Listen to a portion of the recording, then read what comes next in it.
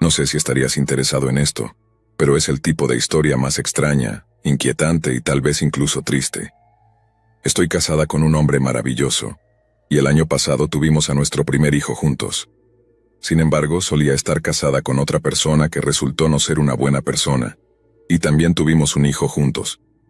Pero mi actual esposo ha sido tan amable con ella, y la ha tratado como su propia hija, desde que se conocieron cuando ella tenía 4 años, y me siento increíblemente afortunada de tener a un hombre tan bueno. Siempre hemos sido muy abiertos y honestos el uno con el otro. Sin embargo, él no es, ni nunca ha sido, del tipo que se entrega al chisme, así que en este caso supe que no era él quien me estaba ocultando información, sino más bien que se le olvidó decírmelo, o darme una advertencia con anticipación. No lo culpo, pero ciertamente de vez en cuando lo molesto por eso. De todos modos, pasemos a la historia. La familia de su lado gusta de hacer muchas reuniones, no solo para las fiestas, sino también para los cumpleaños de las personas, los juegos deportivos, cualquier razón que se les ocurriera para celebrar. La aprovechaban. Siempre nos invitaban, pero no siempre íbamos. Las pocas veces que fuimos todo estuvo bien, sin problemas, y me llevé bien con muchos de sus familiares. Estaba nerviosa por llevar a mi hija conmigo. No quería que me juzgaran o me trataran de manera diferente. Pero para mi alivio, todos la recibieron con los brazos abiertos, tal como lo hizo mi esposo. Ella tenía muchos niños con quienes jugar, sus padres la adoraban, todo salió bien. Así que cuando nos invitaron a otra parrillada, hicimos planes para ir, y mi hija iría con nosotros. Fue en la casa de sus padres y ya había mucha gente cuando llegamos. Nos dirigimos al patio trasero y mi hija inmediatamente corrió a nadar con los otros niños que estaban allí. Todos estaban conversando cuando apareció alguien a quien no había conocido antes. Habíamos estado en algunas de estas fiestas, pero también nos perdimos algunas, y nunca había conocido a esta mujer antes. Mi esposo me la presentó diciendo que era su tía Gail. Ella encontró un asiento junto a su mamá, su hermana, y continuamos nuestra conversación. Ella me hizo algunas preguntas y eso fue todo. Después de un tiempo, mi hija corrió hacia mí pidiendo algo cuando Gail me miró sorprendida y dijo, ¿Esa es tu hija? Yo lo confirmé con orgullo y le dije a mi hija que se presentara como normalmente lo hace. Ella dice su nombre, su edad y su animal favorito. Gail parecía tener una sonrisa falsa en su rostro mientras le respondía, y después de un breve intercambio, mi hija volvió a correr. Gail luego preguntó cuánto tiempo llevábamos saliendo, y pude ver que estaba tratando de hacer los cálculos en su cabeza. Antes de que pudiera responder, mi esposo contestó y explicó que mi hija era de un matrimonio anterior.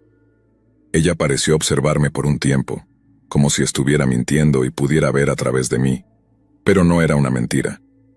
Si tengo que explicarlo más, lo hago de manera similar a lo que hice arriba sin dar muchos detalles.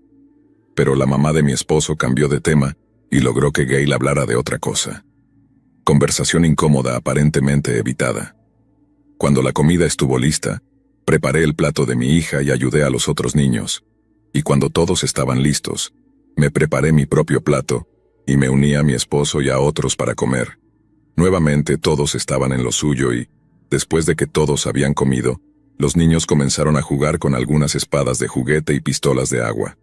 Mi hija corrió hacia mí como si quisiera mojarme, así que le di la mirada normal de un padre. Los padres entenderán a lo que me refiero, una mirada juguetona de no te atrevas. Pero ella también tenía una sonrisa igual de maliciosa, y supe que iba a suceder, así que me preparé para ser salpicada con agua. Me levanté para jugar con ella y le hice el comentario que algunos padres hacen. Te traje a este mundo, pequeña, no me hagas sacarte de él. Ella gritó y fui a perseguirla. Algunas personas se reían y mi esposo incluso le dijo que corriera, pero cuando la atrapé, ella intentó hacerse la muerta, quedándose quieta con la lengua afuera. Entonces, mi esposo fue a agarrarla cuando ella saltó. Él siempre jugaba con ella de esa manera, y es una de las razones por las que ambos lo amamos. De todos modos, después de un poco de ida y vuelta juguetona, mi esposo me ayudó a levantarme y volvimos a la terraza. Mi hija ahora entretenida. Al acercarnos noté que Gail tenía una expresión bastante enojada en su rostro, mientras que su mamá tenía una expresión de preocupación. Sus ojos estaban muy abiertos y miraba entre mi esposo y Gail. No sabía qué pasaba y ciertamente no iba a fingir que era asunto mío, así que solo tomé mi bebida y observé a los niños. Su mamá empezó a decir algo cuando Gail dijo en voz alta: «Eso no es gracioso, Sandra». La miré confundida y sin palabras. «Lo siento». Su mamá le tocó la rodilla e intentó decir algo como: «Solo estaba jugando, Gail». Pero ella pareció perder la paciencia. Se ajustó en su silla. ¿Jugando? Y luego el papá de mi esposo intervino desde cerca de la fogata. «Solo estaba bromeando con su hija, Gail, déjalo pasar», obviamente molesto con ella. «Bueno, no me pareció muy gracioso», dijo Gail mientras se dirigía al interior. Inmediatamente comencé a disculparme profusamente. No sabía lo que había hecho, pero aparentemente había hecho algo. Su mamá dijo que estaba bien y salió corriendo tras ella. Mi esposo me dijo que todo estaba bien y su papá también. Nadie me decía que la había alterado ni por qué, pero solo trataban de asegurarme que no era mi culpa. No importaba cuánto me lo dijeran, sentía que realmente había arruinado la noche. Al parecer Gail se fue poco después de eso, y todos los demás intentaron, y lograron, levantar el ánimo nuevamente, pero yo lo seguía pensando mucho. No sabía qué había pasado ni qué había dicho o hecho. Una vez que llegamos a casa y mi hija estaba en la cama, finalmente pregunté qué diablos había pasado. Mi esposo dijo que Gail se ponía sensible alrededor de los niños, pero eso tenía aún menos sentido y tuve que presionarlo para que me contara más. Me siento mal, pero lo iba a seguir pensando hasta que entendiera lo que había hecho y cómo evitarlo en el futuro. Pero lo que me dijo no era lo que esperaba. Al parecer, cuando mi esposo era niño, Gail también tenía una hija, pero no era la mejor madre. Son sus palabras, no las mías. No quería a la niña, pero aún así la mantuvo. Con el tiempo mejoró en eso y parecía mostrar amor por su hija. Luego, un día, hubo muchas conversaciones entre sus padres que él no pudo escuchar, y lo siguiente que supo fue que Gail se quedó con ellos por unos días hasta que ya no, y luego no la vio por un tiempo. Resulta que la hija de Gail murió, pero ella no lo reportó hasta el día siguiente. Eso por sí solo causó muchas sospechas, como cualquiera presumiría. Hubo un gran juicio al respecto, y finalmente se dictaminó que fue un accidente. Nuevamente mi esposo era muy joven, así que no escuchó esto hasta que fue mayor. Incluso entonces, no profundizó en ello, lo cual era comprensible. Aparentemente mi comentario de sacarte del mundo la alteró, y aunque solo era una frase y estaba jugando, realmente la afectó, y honestamente me sentí horrible por ello. No tenía idea, y al parecer nadie pensó que era necesario mencionarlo, lo cual también entendí. «Hola, conoce a mi tía Gail, perdió a su hija, así que ten cuidado con lo que dices». Sí, no hay realmente una manera de mencionar eso, pero aparentemente, todo el asunto causó una gran ruptura en su familia debido a la situación. Algunos miembros de la familia sienten que ella lo hizo a propósito, y que debería haber sido castigada con todo el peso de la ley. Obtuve una especie de resumen vago de lo que pasó por parte de mi esposo y lo dejé así. Pero cuando descubrimos que estaba embarazada y ella empezó a actuar de manera extraña a mi alrededor, decidí investigar más por mi cuenta. Encontré los artículos sobre el asunto en línea y en nuestra biblioteca local, y digamos que definitivamente puedo ver por qué tantas personas piensan que hubo algo más que sucedió. No quiero entrar en detalles completos porque no quiero revelar más de mi familia de lo que ya he revelado, y es por eso que la llamé Gail. Ese no es su verdadero nombre. Pero desde que supe esto me he sentido algo incómoda a su alrededor. Ha hecho algunos comentarios extraños, y miraba a mi bebé de una manera que haría que cualquiera lo abrazara más fuerte. Sé que realmente no hay nada que pueda hacer en este punto, pero a veces lo pienso. Afortunadamente, solo la vemos tal vez 2 veces al año en la casa de sus padres, así que podemos evitarla en su mayor parte, pero teniendo 2 hijos ahora y sabiendo qué significan el mundo para mí y mi esposo, no puedo imaginarme esa clase de pérdida y espero que ella realmente sea inocente.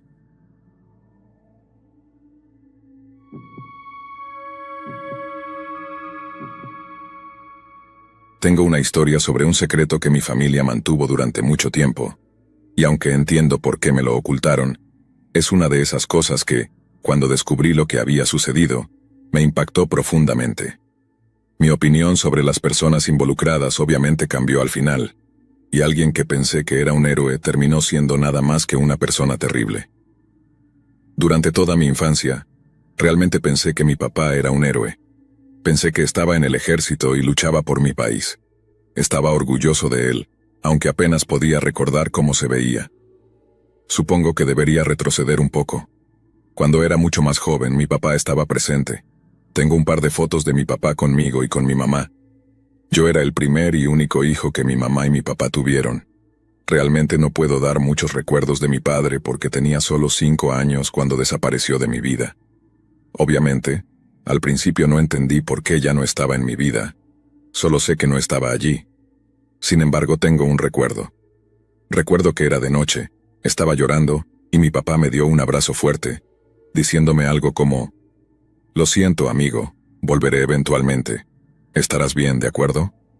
El único problema es que ni siquiera estoy seguro de si este recuerdo es real. Probablemente no lo sea. Creo que es solo uno que inventé por alguna razón, uno que fabriqué en mi mente para darle sentido a la ausencia de mi padre. Junto con esto, mi madre me dijo que mi padre estaba en el ejército. Me dijo que lo habían enviado y que estaba luchando contra los malos para salvar al país. Cuando comencé a ser mayor y más consciente, tenía sentido que no estuviera en casa porque era un soldado. Cuando desapareció, era el año 2001. Obviamente no sabía lo que había sucedido el 11 de septiembre en ese momento, pero nuevamente, a medida que crecí y aprendí sobre ello, tenía sentido que él estuviera en el extranjero luchando en una guerra. A medida que fui creciendo, siempre me aseguré de mencionar cuánto admiraba a mi papá. Le contaba a mis maestros, a mis amigos, a personas con las que apenas hablaba. Siempre decía que mi papá estaba en otro país luchando contra personas malvadas. Mi madre comenzó la mentira, pero mi familia la mantuvo. Siempre iban con lo que ella me había dicho. Pasé cumpleaños sin mi padre, fiestas sin él, y fue difícil como un niño pequeño. Sé que le pregunté a mi madre muchas veces por qué no podía venir a casa al menos para Navidad, y ella solo me decía que pronto estaría en casa, que no podía abandonar su puesto. Le preguntaba por qué nunca llamaba o nos escribía cartas, pero ella solo decía que las llamadas se volvían muy caras, y luego decía que él me había escrito cartas. Me manipulaba haciéndome creer que me había enviado cartas para mi cumpleaños el año pasado, o hace unos años. Incluso me decía que uno de mis regalos de Navidad era de él. Creí cada parte de ello. Creí que el ejército no lo dejaba venir a casa, y que me había enviado las cartas o regalos. Ella mantuvo esto hasta que estaba en mi preadolescencia, alrededor de los 12 años. Cuando tenía 12, las cosas empezaron a no cuadrar. Era el año 2008, y tenía la edad suficiente para ver las noticias y ver los eventos mundiales que estaban ocurriendo. Llegó un punto en el que no tenía sentido por qué no había regresado a casa, y mi mente preadolescente llegó a un punto en el que quería enfrentar a mi madre y preguntarle la verdad. Así que lo hice. La enfrenté en un momento y le pregunté: «Oye, mamá, necesitas decirme la verdad sobre papá. No está en el extranjero, ya habría vuelto para ahora. ¿Dónde está?». En ese momento, mi madre tuvo la oportunidad de decirme la verdad, pero en cambio se echó a llorar y me dijo otra cosa. Me dijo que mientras mi papá estaba en el extranjero, había muerto en combate. Me miró directamente a los ojos y me dijo que mi padre había muerto en el año 2003, que lo habían matado en Irak o Afganistán o donde fuera, y que ella quería decírmelo, pero nunca pudo encontrar la forma de hacerlo. Así que una vez más, me dijo que mi padre era un héroe, que había muerto defendiendo el país, que había muerto con honor. Es casi triste que desearía que esta fuera la verdad, pero lo que realmente sucedió no fue esto. Descubrí la verdad real cuando cumplí 20 años, hace unos 8 años. Fue el día de mi 20º cumpleaños. Había llegado a mi 20º cumpleaños sin mi padre. Mi madre había hecho lo mejor que pudo para criarme, pero tuve que hacer mucho crecimiento por mi cuenta. Tenía que ver cómo los otros niños aprendían cosas de sus padres y desear que yo también pudiera tener eso. Pero no podía, ¿verdad? Porque mi padre, según mi madre, había muerto en combate en el extranjero. Todo era tan emocionalmente confuso. Quería que mi padre estuviera en mi vida, pero también estaba orgulloso de él por su sacrificio. Pero cuando cumplí 20 años y estaba cenando con mi madre y mi abuela, algo surgió que involucraba a mi papá. Mi abuela hizo un comentario que me confundió. «Bueno, es triste lo que pasó, pero al menos ya no podrá llegar a ustedes dos nunca más». Ella dijo esto y yo la miré con confusión, y luego vi que mi madre empezaba a tener esa cara de pánico que tenía cuando me dijo que él había muerto. Fue entonces cuando me di cuenta de que algo andaba mal. No me estaban diciendo algo, o alguien estaba mintiendo. Le pregunté a mi abuela qué quería decir con eso, sin siquiera dudar o darme tiempo para pensarlo. Ella me miró con la boca abierta como si la hubieran atrapado en algo, y luego miró a mi mamá. Mi madre empezó a llorar en ese momento, y mi abuela se disculpó, diciéndole que pensaba que yo sabía todo el asunto y que mi madre me lo había dicho. Mi madre dijo que tendríamos una conversación después de la cena, pero en ese momento yo ya no tenía hambre. Podía sentir un vacío en mi estómago creciendo, sabiendo que estaban ocultando algo. Cuando llegamos a casa esa noche, mi abuela y mi madre me sentaron, y en ese momento me dijeron la verdad, una verdad que no quería escuchar. Cuando tenía 4 o 5 años, cuando mi padre salió de mi vida, no fue porque lo enviaron al extranjero a luchar contra el terrorismo, fue porque era un monstruo absoluto. Esa noche en que se fue porque intentó asesinar a mi madre, y probablemente también me habría matado a mí. Por alguna razón, mi padre perdió el control esa noche y en un ataque de ira y embriaguez, apuñaló a mi madre 3 veces y la dejó por muerta. Me dijeron que la atacó porque ella intentó detenerlo de golpearme a mí, un niño de 5 años. Al parecer me golpeó varias veces esa noche, aparentemente dejándome inconsciente, y luego intentó matar a mi madre. Mi abuela estaba allí esa noche y llamó a la policía cuando él me estaba atacando, y gracias a ella, mi padre fue detenido. La vida de mi madre fue salvada y posiblemente la mía también. Durante toda mi infancia, pensé que mi padre era una persona increíble, un héroe. Le decía a la gente que estaba orgulloso de él, que lo extrañaba y lo amaba, pero todo el tiempo en realidad, él era un asesino en potencia que probablemente habría matado a mi madre si la policía no hubiera llegado. El comentario que hizo mi abuela fue porque mi padre había muerto en prisión recientemente. Al parecer sufrió un paro cardíaco y no pudieron reanimarlo, y mi madre había sido notificada de ello un par de días antes de que me contaran todo esto. Este fue probablemente el día más difícil de mi vida, descubrir que el hombre que deseé que hubiera estado presente cada día de mi crecimiento, casi terminó con mi vida. Han pasado algunos años desde entonces, y me gustaría decir que he superado todo esto, pero todavía es algo que me atormenta de vez en cuando.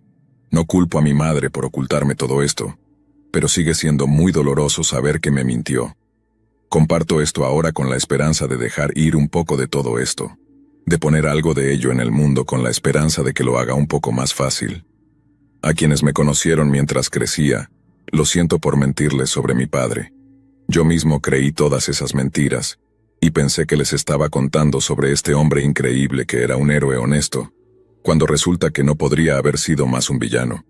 Y a mi yo más joven, desearía poder volver y darte un abrazo para prepararte para el dolor que sentirás cuando te digan que tu papá está muerto, tanto la primera como la segunda vez.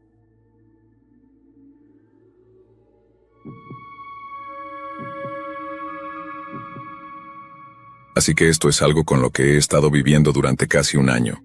Cualquier nombre que mencione aquí será inventado para facilitar las cosas. Estoy seguro de que todos entenderán por qué. El año pasado pensé que sería un regalo de Navidad realmente considerado y sentimental para mi familia rastrear nuestra historia familiar y reunirla como algo para mostrar. Había querido aprender más sobre nuestro linaje, sobre mis antepasados y la familia que nunca pude conocer. Ya estaba dispuesto a pagar por ese sitio web de historia familiar y el lugar de pruebas de ADN. Estoy seguro de que sabes de cuáles estoy hablando. Esperaba obtener algunos nombres y pequeños detalles aquí y allá de los miembros de la familia, así que probablemente fue alrededor de agosto o septiembre cuando comencé a preguntar. Obtuve respuestas bastante normales y una cantidad decente de información de personas como mis padres, tíos y tías, pero cuando se trató de mis abuelos maternos, las cosas parecieron volverse extrañas. La primera vez que pregunté fue algo simple, como dónde crecieron, su ciudad y estado de la infancia. Mi abuela me dio una mirada curiosa al principio, pero cuando le dije que solo estaba interesado en las casas, se volvió un libro abierto. Me contó sobre la casa en la que vivió, la escuela a la que asistió e incluso los nombres de sus amigos cercanos. Siempre me encantó escuchar las historias que contaba, ya que siempre era tan animada al respecto. Pero cuando empecé a profundizar más en los años en los que comenzaron a tener hijos, pareció perder entusiasmo. Sus respuestas fueron vagas, y no me dieron más que las fechas de nacimiento de mi mamá, tía y tíos, y eso fue todo. Ni siquiera mencionó los hospitales. Pensé que tal vez estaba cansada después de todo lo que ya me había contado, así que lo dejé pasar con la información que tenía. Comencé a armar todo y a trabajar en el sitio, pero mientras revisaba los detalles empecé a tener problemas para vincular a mi tía Lisa. El sitio parecía tener problemas para localizarla. Desafortunadamente, a diferencia de mis otros tíos y tías, Lisa nunca tuvo hijos, así que ni siquiera podía retroceder para encontrarla. Tenía un método para agregar a alguien manualmente, pero no tenía toda la información, así que necesitaba volver y preguntar. Comencé con mi mamá, que pudo darme algo de información, pero dijo que mi abuela definitivamente sabría más. Así que volví con ella, pero preguntar específicamente sobre Lisa pareció cerrarla. Me preguntó nuevamente por qué necesitaba saber, y a medida que continuaba siendo vaga, ella seguía poniéndose más y más molesta. Realmente quería que esto fuera especialmente para ella, pero estaba a punto de convertirse en una discusión a gran escala, así que me rendí. Le dije que solo estaba tratando de armar un árbol genealógico para nosotros y que solo quería obtener la mayor cantidad de información posible. Pero esa explicación solo pareció ponerla más ansiosa. Me dijo que era una pérdida de tiempo, que esas pruebas de ADN no son muy precisas y no pueden asegurarte que te darán los resultados correctos. Luego dijo que la familia podría darme cualquier información que necesitara. Fue entonces cuando le recordé que acababa de intentar hacerlo y me había cerrado. Ella realmente no quería hablar después de eso, y dijo que trabajaría en ello conmigo más tarde. Todo lo que pude hacer fue dejarlo, pero no había manera de que pudiera dejarlo pasar. Mi abuela, la mujer que normalmente podía hablar sin parar, se negó a hablar sobre el nacimiento de su primer hijo, algo que normalmente debería ser un momento feliz, ¿verdad? Así que llevé esto al centro de genealogía de mi estado.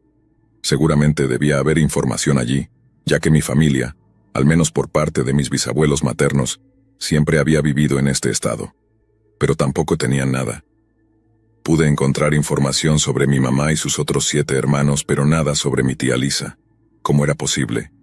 Nació a fines de los años 60, así que aunque fue hace tiempo, no fue hace tanto. Mi tío Jack fue el segundo en nacer y, aunque me llevó algún tiempo, pude encontrarlo. Entonces, ¿por qué no a Lisa? Algo no cuadraba. Comencé a investigar razones por las cuales esto podría suceder y algunas de las razones que encontré incluían falta de registros de nacimiento, lo cual ocurría típicamente con personas sin hogar o familias migrantes, pérdida de registros, adopciones, también algunas adopciones ilegales y otras formas desagradables en que las personas obtienen hijos. Pero ninguna de estas razones tenía sentido. Lisa se parecía al resto de nosotros. Cabello oscuro, ojos marrones. De hecho, se parecía mucho a mi mamá, aparte de ser súper alta. Era realmente posible que la hubieran traído a la familia, y de ser así, porque era un tema tan delicado. Esto se estaba convirtiendo en una situación más grande que solo un asunto de ascendencia y árbol genealógico, y estaba decidido a descubrir qué estaba sucediendo. Fui y compré los pastelitos favoritos de mi abuela. Rastrillé las hojas de su jardín y bañé a su perrito. Cualquier cosa para hacerla feliz y ponerla de buen humor. Mientras nos sentábamos en la sala comiendo pastel, finalmente suspiró y dijo que sabía lo que estaba haciendo. Es una mujer muy inteligente. Me dijo que había una buena razón por la cual no hablaba mucho sobre el nacimiento de Lisa, y estaba sorprendida porque yo era la única persona que realmente había insistido en ello. Me llevó al sótano y me hizo revisar algunas cajas muy viejas y deformadas que tenían obvios daños por agua. Sacó algunas hojas de papel de correspondencia muy deterioradas, así como 2 fotos. Una era de un bebé y la otra era del bebé con mis abuelos. En la parte posterior de la foto del bebé estaba la fecha de nacimiento de Lisa, y la de la foto con mis abuelos estaba fechada aproximadamente una semana después. Pero la foto del bebé tenía el nombre Elizabeth en ella. Mi abuela confirmó que el bebé era de hecho Lisa, y la otra era una foto cuando la conocieron y la llevaron a casa. Lisa nació como Elizabeth y no era biológicamente suya. Está bien, entonces fue adoptada. No es gran cosa, ¿verdad? No hay razón para hacer de esto un secreto. Pero, por supuesto, no fue exactamente legal en ese momento. Mis abuelos habían estado tratando de tener un hijo sin éxito. Ambos estaban en un estado mental muy malo y casi habían perdido la esperanza. Sin embargo, mi abuelo había estado trabajando para alguien en un negocio legítimo, pero el dueño era un miembro conocido de una mafia local y muy peligrosa. Mi abuelo siempre fue leal a la empresa por temor a que, si se iba, algo les podría suceder, pero también se ocupaba de sus propios asuntos. Pero en algún momento, ahora estaba en la mira de este tipo de la mafia, y cuando su hijo adolescente dejó embarazada a otra chica, tenían que hacer algo al respecto. Sin que mi abuela lo dijera explícitamente, básicamente me explicó que la familia de la chica fue amenazada para que entregaran al bebé, pero su solución fue dar al niño a Abe y su esposa, mis abuelos, ya que habían estado intentándolo tanto por su propio hijo. Básicamente se les entregó a la fuerza y mi abuelo pagó una buena suma de dinero para mantener el silencio y no mencionarles nunca más. Así que cuando la llevaron a casa, tenían una mezcla de emociones. Pero una cosa que mi abuela no podía manejar era que siempre los estuvieran vigilando. Mi abuela la amaba y supo que era suya en el momento en que la vio, pero estaba preocupada por los qué pasaría si. Así que a mi abuelo se le dio la bendición del jefe para dejar la ciudad, y así lo hicieron, y cambiaron el nombre de mi tía. Simplemente juraron no decirle a nadie de dónde vino, y le dijeron a la familia que simplemente habían ocultado el embarazo por miedo a perder al bebé, y nadie cuestionó esto. Ella cree que haber tomado a Lisa es lo que le permitió tener 7 hijos más, y realmente cree que fue una bendición para la familia. No es que yo vaya a estar en desacuerdo. Mi tía Lisa es una persona maravillosa y me dijo que mi abuelo la habría reprendido si supiera que me lo contó. De hecho, él falleció hace 2 años. Le prometí que no se lo diría a nadie, y ella me amenazó diciendo que si lo hacía, me llevaría con ella a la tumba, en su mayoría bromeando, creo. Así que aquí estoy ahora, con el conocimiento de que mi tía no es biológicamente parte de la familia, y decirle eso podría causar posibles problemas de seguridad si alguien de los días de trabajo de mi abuelo sigue por ahí. No he dicho una palabra, pero una parte de mí se pregunta si su madre biológica está ahí fuera, preguntándose qué le pasó a su bebé. Nunca terminé el árbol genealógico para nuestra familia. Todavía planeo hacerlo, pero ahora solo estoy tratando de decidir si quiero guardarlo para mí mismo, y tal vez, solo tal vez, pueda encontrar algo relacionado con su nacimiento y dar a algunas personas un poco de cierre.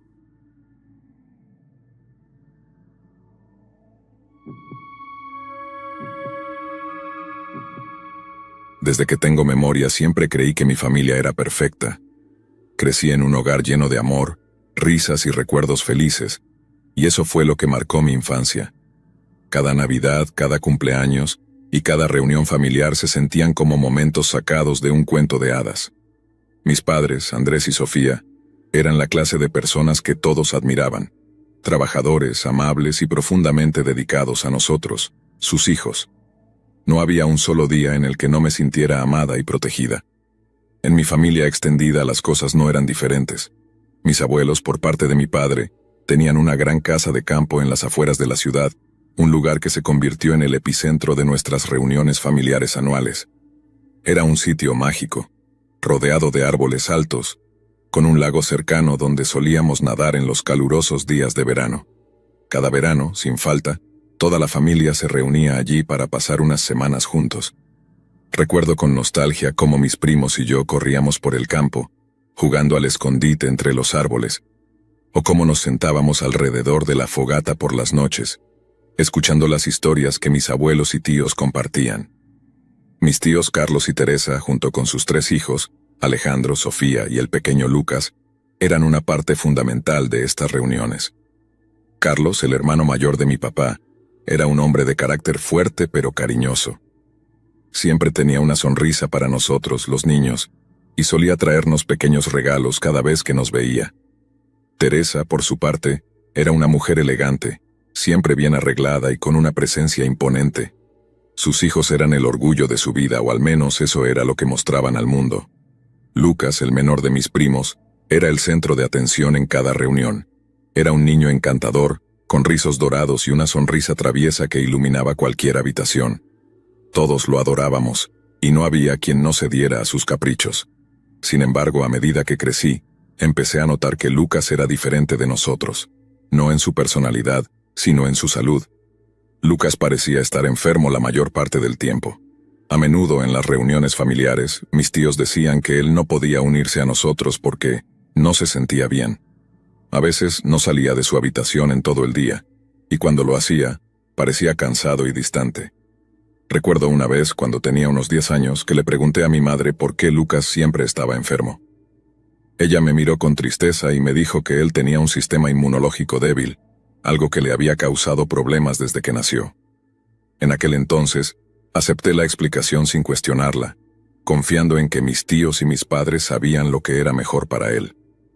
Pero a medida que pasaban los años, empecé a notar otras cosas que en su momento no parecían tener importancia, pero que luego se convirtieron en piezas de un rompecabezas mucho más oscuro. Como la forma en que Teresa miraba a Lucas cuando pensaba que nadie la veía, con una mezcla de impaciencia y algo que no podía identificar del todo. O como Carlos, a veces parecía perder la paciencia con Lucas por razones que no eran obvias para el resto de nosotros. Estas eran observaciones pequeñas, fugaces, que desechaba rápidamente porque al fin y al cabo eran mis tíos, y los amaba. Todo cambió el verano en que Lucas murió. Yo tenía 15 años, y la noticia cayó sobre nuestra familia como un rayo. Mis tíos anunciaron que Lucas había fallecido en un trágico accidente de tráfico. Recuerdo cómo mi madre rompió en llanto cuando recibió la llamada, y cómo mi padre, que siempre había sido la fortaleza de nuestra familia, se desplomó en el sofá, incapaz de procesar la pérdida. Lucas, el niño que todos habíamos amado y cuidado, se había ido, y no había nada que pudiéramos hacer para traerlo de vuelta. El funeral fue un evento desgarrador. Toda la familia se reunió para despedir a Lucas, y las lágrimas no cesaban de correr por nuestros rostros. Ver a mis tíos, especialmente a Teresa, quebrados por el dolor, me rompió el corazón. Ella, siempre tan fuerte, tan controlada, ahora era una sombra de sí misma, temblando y sollozando junto al ataúd de su hijo. Carlos, por su parte, parecía completamente perdido, como si la vida lo hubiera abandonado. Aquella imagen de mis tíos, devastados por la pérdida, se grabó en mi mente para siempre. Durante los años siguientes, el recuerdo de Lucas se convirtió en un tema delicado en nuestra familia. Nadie quería hablar demasiado sobre él, porque cada mención de su nombre traía consigo una tristeza insoportable. Las reuniones familiares se volvieron más silenciosas, más solemnes, y aunque tratábamos de seguir adelante, siempre había un vacío en la mesa, un espacio que nadie podía llenar. Pasaron varios años antes de que algo volviera a despertar mis sospechas. Estábamos ayudando a limpiar la casa de mis abuelos después de que mi abuela falleciera. Fue un momento triste para todos nosotros, pero también fue una oportunidad para recordar los buenos tiempos que habíamos pasado allí.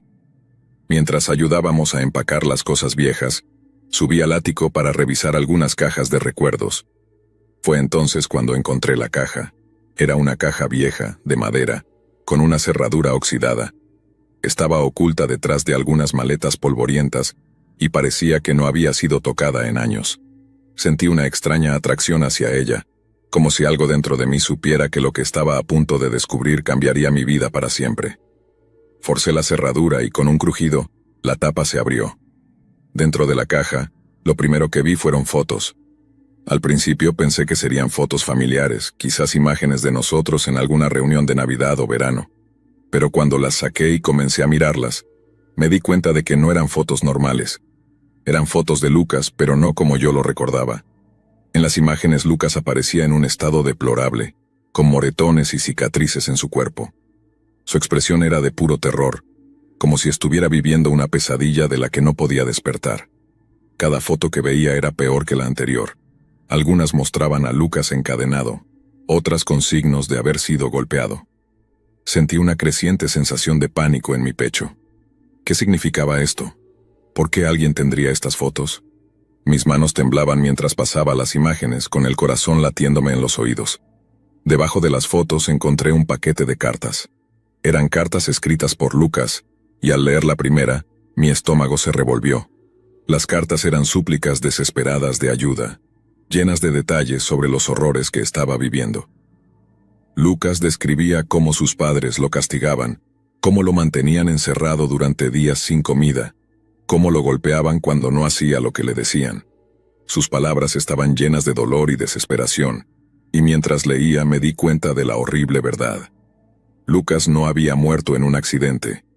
Lucas había sido asesinado. Me senté en el ático, rodeada de esas pruebas atroces, sin saber qué hacer. Mi mente no podía procesar lo que había descubierto. Durante años, había creído que mi familia era perfecta, que Lucas había sido una víctima de un trágico accidente. Pero la verdad era mucho más oscura de lo que jamás podría haber imaginado.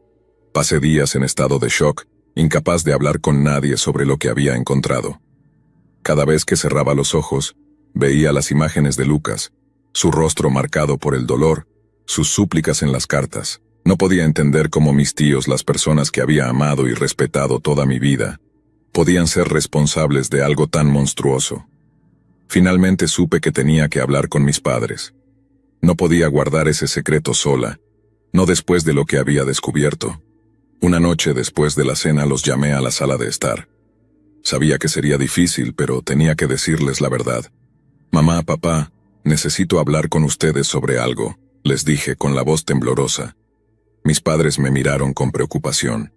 Sabían que algo no estaba bien, pero no tenían idea de lo que estaba a punto de decirles.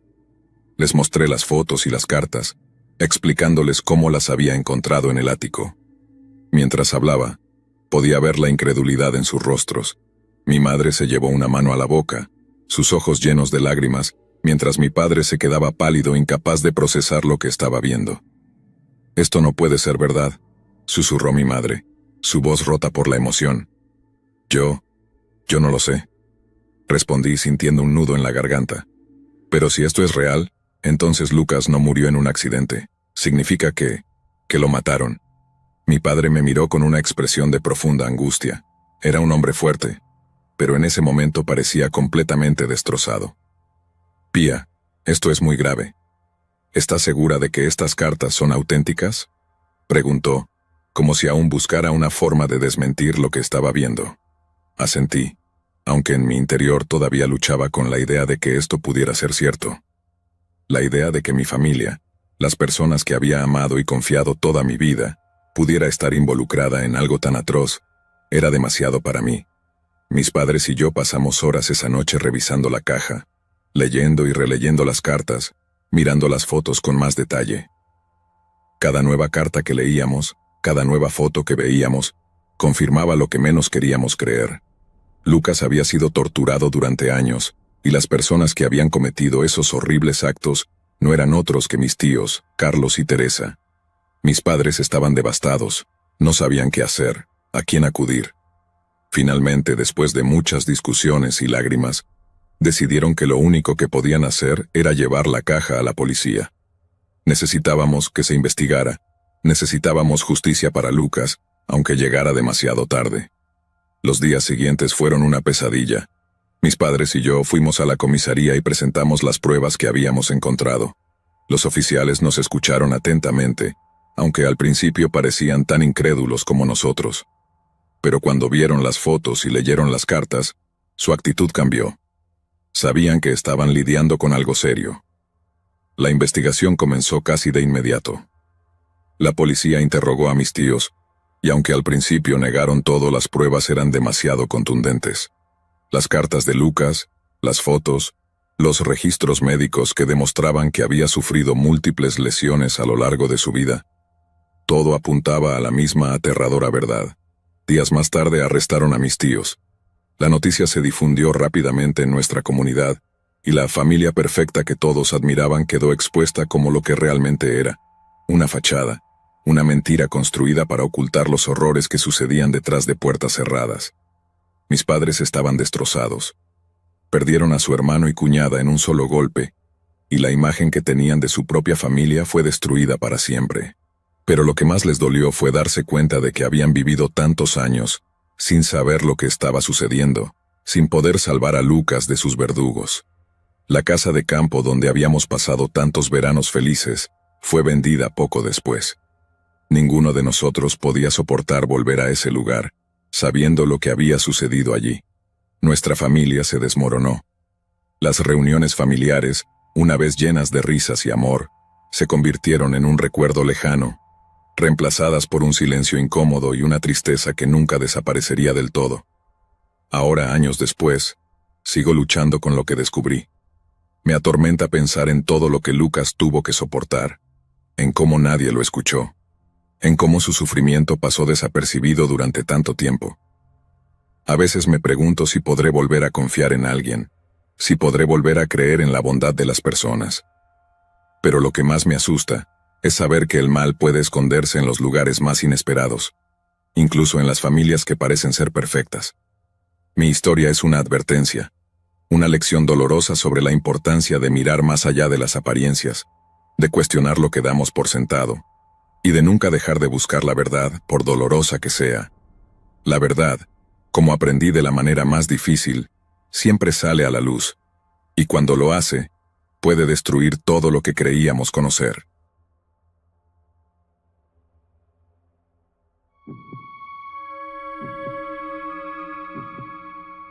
El primer primo de mi padre es un asesino en serie, Kenneth McDuff. Vimos el episodio de America's Most Wanted cuando se emitió, y nos sorprendió mucho enterarnos de un McDuff sin saber que era un pariente. Imagina que tu familia siempre había sido unida. Una mezcla de historias de origen humilde y valores arraigados, donde todos parecían conocer a todos. Las reuniones familiares eran siempre animadas, llenas de historias compartidas y risas. Pero una tarde de verano, cuando todos estaban reunidos en la sala, algo cambió. El televisor estaba encendido, sintonizado en un episodio de America's Most Wanted. No era común que la familia viera ese tipo de programas, pero esa noche algo en el aire parecía sugerir que era lo correcto. Mientras las imágenes del programa se sucedían, una noticia en particular captó la atención de todos. Un hombre llamado Kenneth McDuff, buscado por ser un asesino en serie. En un principio el nombre no les dijo mucho. Era solo otro nombre, uno más entre los muchos que pasaban por la pantalla. Pero a medida que el narrador comenzaba a detallar su historial y mostraban su rostro, el ambiente en la sala cambió radicalmente.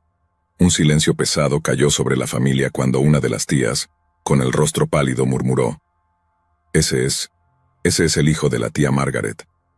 De pronto, el horror de lo que estaban viendo se hizo personal, muy personal. Kenneth McDuff, un hombre que habían conocido vagamente como un primo lejano, un rostro familiar en las reuniones ocasionales, resultó ser uno de los asesinos más brutales de la historia reciente de Estados Unidos. La incredulidad se apoderó de todos. ¿Cómo era posible que alguien de su propia familia pudiera ser capaz de tales atrocidades? El episodio continuó, desgranando los crímenes de McDuff en detalle, y con cada revelación, el horror se profundizaba. No era solo un asesino, sino un monstruo, alguien capaz de crueldades inimaginables. Las historias de sus víctimas, la forma en que las había cazado y asesinado, eran el tipo de cosas que parecían sacadas de una pesadilla. Y aún así ahí estaba su rostro, el rostro de alguien que compartía sangre con ellos. Después de que el programa terminó, nadie habló durante un largo rato. Era como si las palabras se hubieran congelado en la garganta de todos. Finalmente tu padre rompió el silencio. Nunca lo conocimos bien, pero aún así, es increíble pensar que alguien de nuestra familia... Su voz se apagó, incapaz de completar la frase. Esa noche cambió todo. La familia empezó a recordar las pocas veces que McDuff había aparecido en sus vidas. Los pequeños encuentros que ahora parecían llenos de una amenaza que no habían percibido antes. Recordaron cómo siempre había algo extraño en él, un aire de incomodidad que los había llevado a mantener una distancia prudente. Sin embargo, nadie había imaginado lo que realmente ocultaba.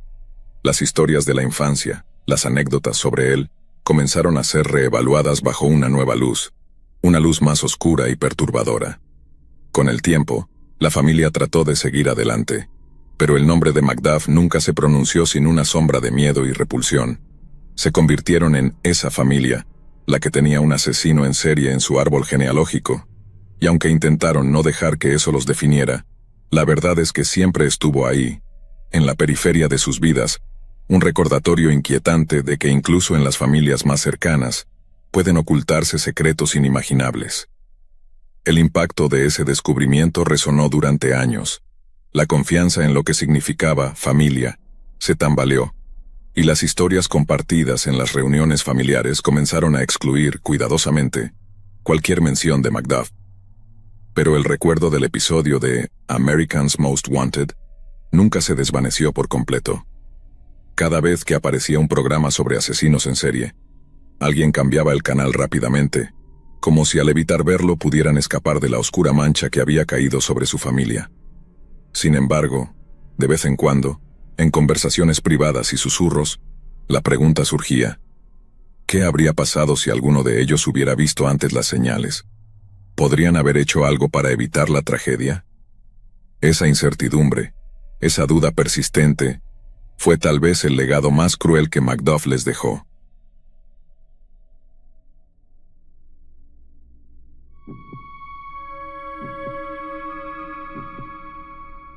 Descubrí cuando estaba en mis 30 años que mi madre no solo había tenido 4 hijos, sino en realidad 6.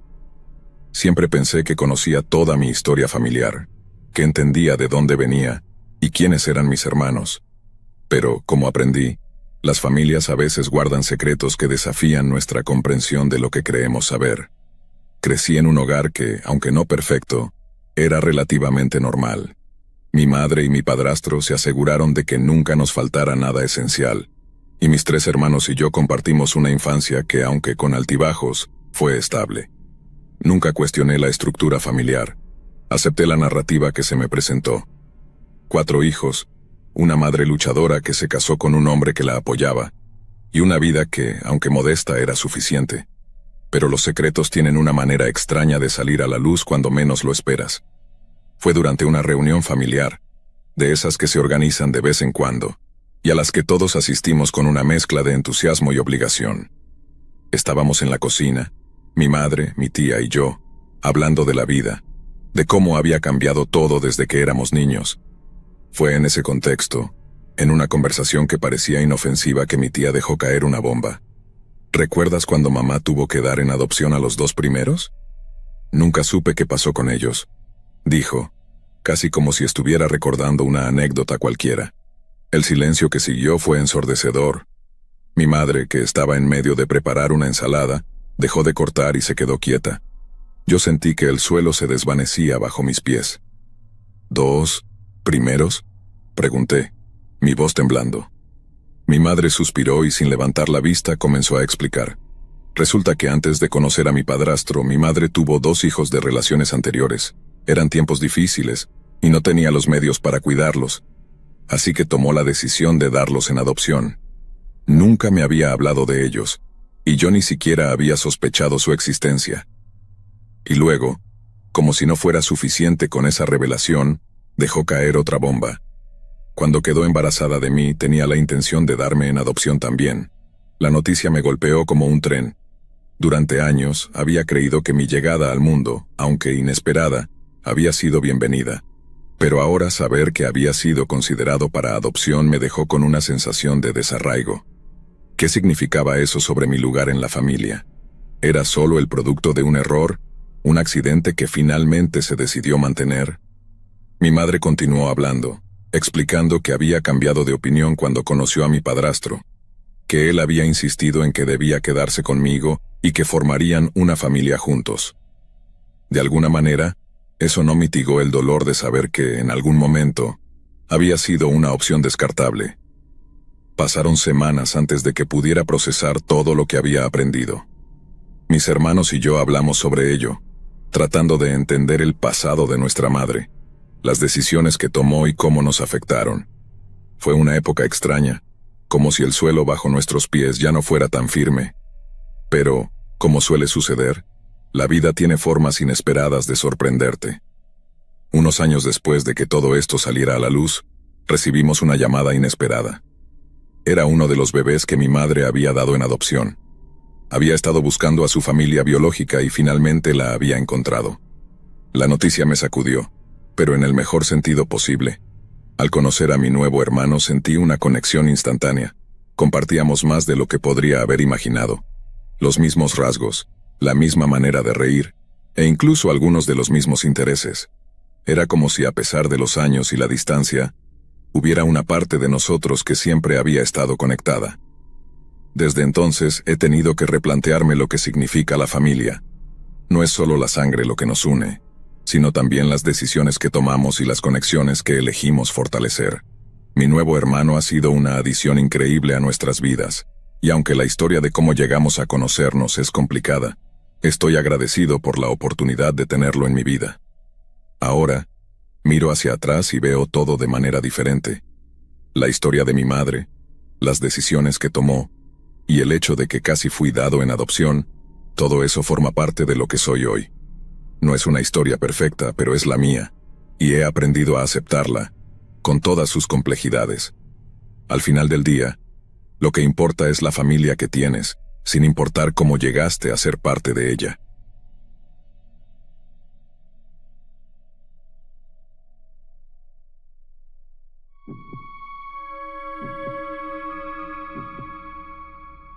Mi tío no murió en un accidente de coche. Mató a su amante y luego se mató chocando su coche con el cuerpo de ella en el maletero. Era una historia que había sido cuidadosamente enterrada por la familia durante años, una sombra oscura que nadie quería desenterrar. Sin embargo, a veces los secretos tienen una manera extraña de salir a la luz, y cuando lo hacen, traen consigo la verdad que había permanecido oculta durante tanto tiempo. Todo comenzó con lo que parecía ser un trágico accidente automovilístico. Era una noche lluviosa, el tipo de noche en la que los caminos son traicioneros y la visibilidad es baja. La noticia llegó temprano a la mañana siguiente. Un coche había chocado violentamente contra un árbol en las afueras de la ciudad. Dentro del vehículo, los servicios de emergencia encontraron el cuerpo de un hombre, que fue identificado como el tío de la familia. El diagnóstico inicial fue claro. Había perdido el control del coche en condiciones climáticas adversas y se había matado al impactar. La familia quedó devastada. Todos lo conocían como un hombre amable y cariñoso, alguien que siempre tenía una sonrisa para ofrecer y que nunca había mostrado signos de estar perturbado o en problemas. Su muerte fue lamentada como una pérdida trágica e inexplicable, una de esas desgracias que nadie podía prever. Pero, como suele suceder, la verdad no tardó en comenzar a emerger. Unos días después del accidente, la policía hizo un descubrimiento espeluznante. En el maletero del coche destrozado, encontraron el cuerpo de una mujer. Al principio se creyó que ella también era víctima del accidente, pero las circunstancias rápidamente señalaron algo mucho más siniestro. La mujer había sido estrangulada antes del choque. No había señales de que hubiera muerto en el impacto. De hecho, estaba muerta mucho antes de que el coche se estrellara. La investigación se intensificó, y lo que salió a la luz fue más perturbador de lo que nadie podría haber imaginado. La mujer en el maletero no era una desconocida. Era la amante secreta del tío, alguien con quien había estado involucrado en una relación extramarital durante años. Nadie en la familia había sabido de ella, o al menos, nadie lo había admitido. Todo había sido cuidadosamente ocultado, como si fuera un secreto demasiado oscuro para ser compartido. Con el tiempo, los detalles de lo que realmente sucedió comenzaron a filtrarse. La relación entre el tío y su amante había comenzado de manera apasionada, pero como muchas historias de amor prohibido, se había deteriorado rápidamente. Las peleas se volvieron más frecuentes, los encuentros menos satisfactorios, y finalmente, la relación se volvió insostenible.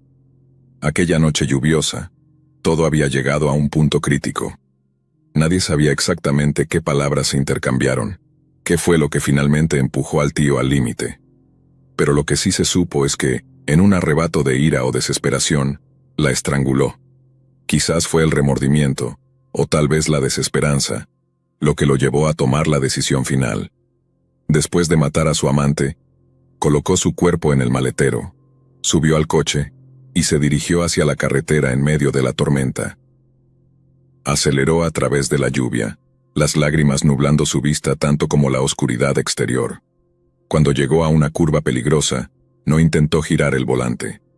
Se lanzó contra el árbol con toda la fuerza, sabiendo que ese impacto final pondría fin a todo. La familia, cuando finalmente supo la verdad, quedó destrozada de nuevo, pero esta vez por razones muy distintas. La historia que se había contado inicialmente, la de un accidente trágico, fue reemplazada por una verdad mucho más oscura. Nadie quería hablar de ello, Pero las habladurías en el pueblo no cesaban. Los rumores se esparcieron como fuego, y lo que había comenzado como una tragedia se transformó en una vergüenza pública. Los años pasaron, y aunque el recuerdo de aquel accidente se desvaneció en la mente de la comunidad, para la familia, el dolor y la vergüenza permanecieron. Nadie hablaba del tío, nadie mencionaba su nombre en las reuniones familiares, y las fotos de él desaparecieron de los álbumes. Era como si, al borrar su memoria, intentaran borrar también la oscuridad que había traído sobre ellos. Pero en los rincones más oscuros de las conversaciones susurradas, la historia todavía vive. Una advertencia silenciosa de cómo los secretos y las mentiras pueden llevar a las consecuencias más terribles. Y aunque la familia haya intentado seguir adelante, la verdad de lo que sucedió esa noche lluviosa sigue siendo un recordatorio de que el pasado, por mucho que uno intente enterrarlo, siempre encuentra la manera de salir a la luz.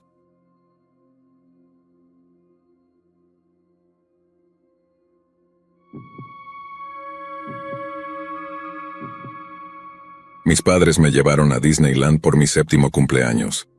Recuerdo llegar al parque y pasar un primer día o dos estupendos. Luego mis padres tuvieron que salir y hacer un montón de llamadas telefónicas. Sonaban muy estresados y seguían diciéndome que no había pasado nada y que todo estaba bien. Finalmente volamos a casa y, sorpresa, nos tomamos un par de días adicionales para ir a un gran parque acuático lejos de casa. Recuerdo con cariño este cumpleaños y eventualmente olvidé cualquier rareza. Tal vez 10 años después mis padres finalmente me dijeron lo que había sucedido. Mi tío, el hermano de mi papá, intentó suicidarse en mi 7º cumpleaños. Se disparó en el estómago con un rifle. Estaba pobre, adicto a las drogas, sin trabajo, etc. Se sentía deprimido porque mi papá tenía la vida que él siempre había querido, así que intentó matarse. Terminó sobreviviendo. Mis padres me llevaron al parque acuático para que no tuviéramos que regresar a casa con él saliendo del hospital. Al no decirme, mis padres permitieron que mi cumpleaños siguiera siendo mi día, no el día en que mi tío intentó morir. Sabiendo cómo funciona el cerebro de un niño de 7 años, probablemente habría pensado que tuve algo que ver con eso.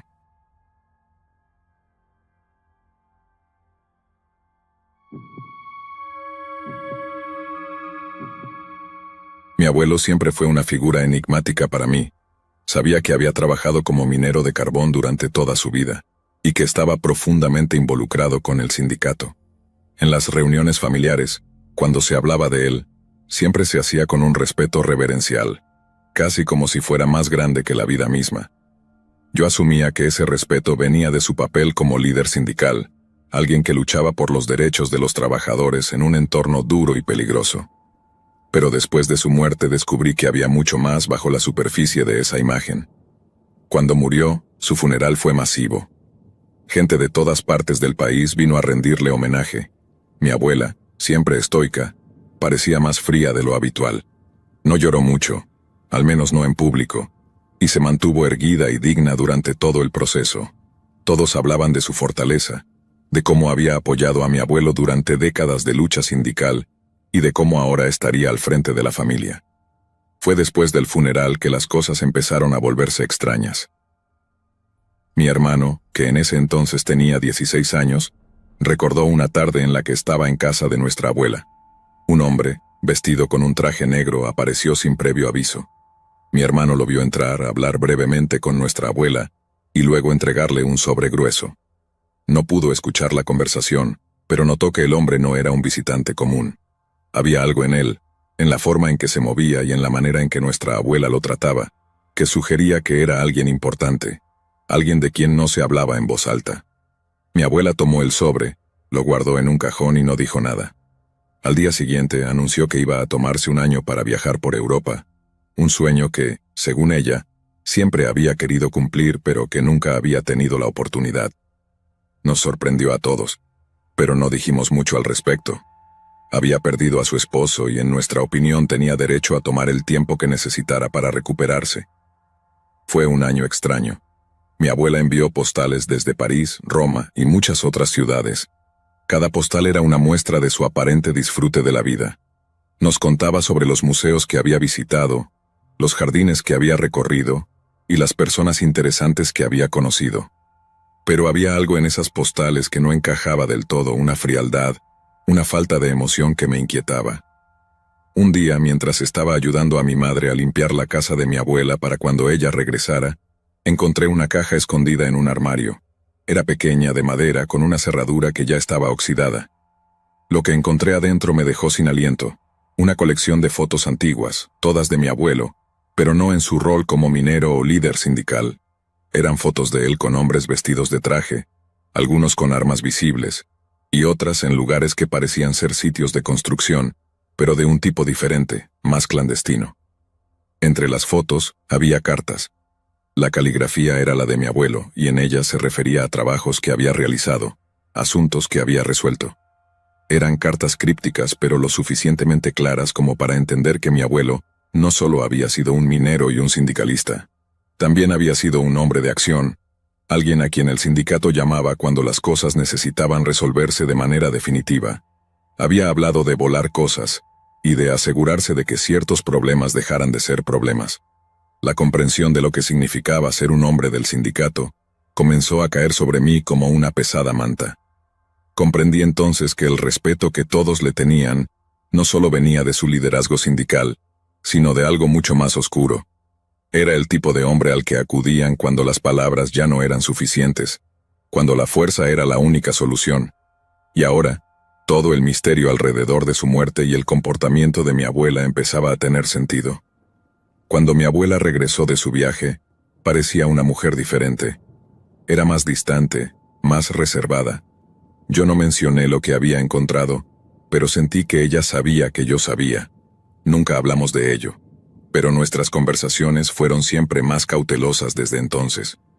Con los años, la historia de mi abuelo se convirtió en una especie de leyenda familiar, aunque una que no se contaba a menudo y siempre en susurros. Para muchos, él siguió siendo el héroe sindical, el defensor de los derechos de los trabajadores. Pero para mí, siempre será algo más. Un hombre que navegó por las aguas oscuras del poder y la violencia, y que dejó un legado que, aunque lleno de respeto, también estaba teñido por la sombra de las acciones que tomó en nombre de ese respeto. Esa caja con las fotos y las cartas, la guardé. No porque quiera mantener vivo ese lado oscuro de su historia, sino porque es parte de quien era. Y aunque no siempre comprendo sus decisiones, creo que hay algo que aprender de ellas. Al final, mi abuelo era un hombre complejo, y su historia, como todas las historias humanas, está llena de matices.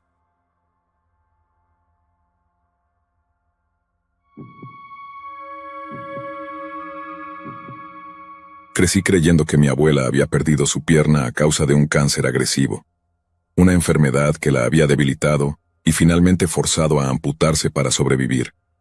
Esa fue la historia que me contaron desde niño, y durante años nunca la cuestioné. Después de todo, mi abuela era una mujer fuerte, alguien que había enfrentado la vida con una dureza que solo la experiencia puede dar. Pero no fue hasta mucho después, cuando ya era adulto, que descubrí la verdad detrás de esa pérdida. Una verdad que cambió por completo mi percepción de ella y de la historia familiar. Mi abuela, en su juventud, era una mujer robusta y trabajadora. Mi abuelo, por otro lado, era un hombre severo, con una tacañería que rayaba en la crueldad. Nunca fue un hombre fácil de tratar, y su actitud hacia el dinero lo definía en muchos aspectos. Su obsesión por ahorrar cada centavo lo llevó a tomar decisiones que, con el tiempo, destrozaron más que la economía familiar. También destrozaron la vida de mi abuela. Un verano particularmente caluroso, el techo de su casa comenzó a mostrar signos de desgaste. Las tejas estaban agrietadas, y cada vez que llovía, el agua se filtraba, creando manchas de humedad en las paredes. Mi abuelo, fiel a su naturaleza, decidió que no pagarían a un profesional para repararlo. En lugar de eso, él mismo se encargaría del trabajo, y como siempre, mi abuela estaría a su lado, ayudándolo con lo que fuera necesario.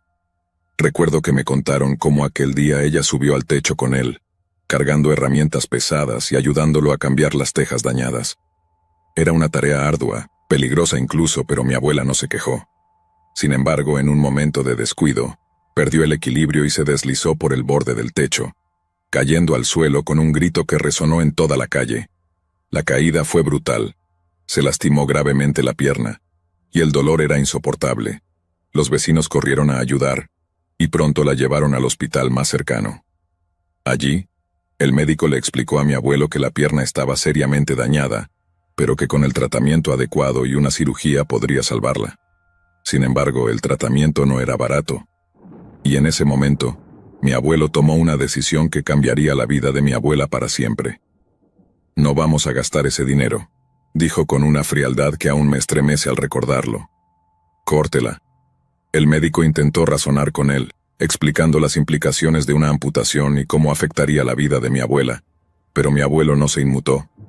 Para él, el costo del tratamiento era un lujo innecesario, y prefería la solución más barata, sin importar el sufrimiento que eso le causaría a su esposa. Y así fue como mi abuela perdió su pierna. No por una enfermedad incontrolable, sino por la mezquindad de un hombre que valoraba más el dinero que la salud y el bienestar de su esposa. La recuperación fue larga y dolorosa, y mi abuela nunca volvió a ser la misma. Aunque aprendió a vivir con una prótesis, la pérdida de su pierna la marcó profundamente, tanto física como emocionalmente. Pero la crueldad de mi abuelo no terminó ahí. Después de la amputación, su trato hacia mi abuela se volvió aún más despiadado. No solo la había dejado mutilada, sino que también comenzó a golpearla. Recuerdo escuchar historias de cómo, en medio de la noche, los gritos de mi abuela rompían el silencio de la casa, pero nadie hacía nada. En aquella época, las cosas eran diferentes. El abuso doméstico era un tema del que no se hablaba y mucho menos se intervenía. Mi abuela soportó años de maltrato, años en los que su fortaleza fue probada una y otra vez. Nunca habló de ello directamente conmigo, pero cuando la miraba a los ojos, podía ver el dolor y la resignación que llevaba dentro. A pesar de todo, ella seguía adelante, cuidando de sus hijos y nietos, tratando de mantener una apariencia de normalidad en una vida que estaba lejos de serlo. Fue solo muchos años después, cuando ya era mayor, y mi abuelo había fallecido, que mi abuela empezó a hablar más libremente sobre su vida. En una de esas conversaciones, me contó la verdad sobre cómo había perdido su pierna, y fue como si un velo se levantara. La historia que había conocido durante toda mi vida se desmoronó, revelando una realidad mucho más dura y desgarradora. Esa revelación cambió la manera en que veía a mi abuelo, y más importante aún, la manera en que veía a mi abuela. Ella no era solo una víctima, era una sobreviviente, alguien que había soportado lo inimaginable y había salido del otro lado con una dignidad que pocos podrían mantener. Su fortaleza no venía de haber superado una enfermedad, sino de haber sobrevivido a un infierno personal creado por la persona que debía protegerla. Hoy, cuando pienso en mi abuela, no puedo evitar sentir una profunda admiración por su resiliencia. La historia de cómo perdió su pierna no es solo una historia de pérdida, sino también de la increíble fuerza de voluntad que ella poseía. Es una lección de vida que, aunque dolorosa, me ha enseñado a valorar la fortaleza y la resistencia que a menudo se esconde detrás de las personas más silenciosas. Mi abuela no solo perdió una pierna, perdió parte de su vida y de su espíritu, pero nunca perdió su dignidad, y eso es algo que nunca olvidaré.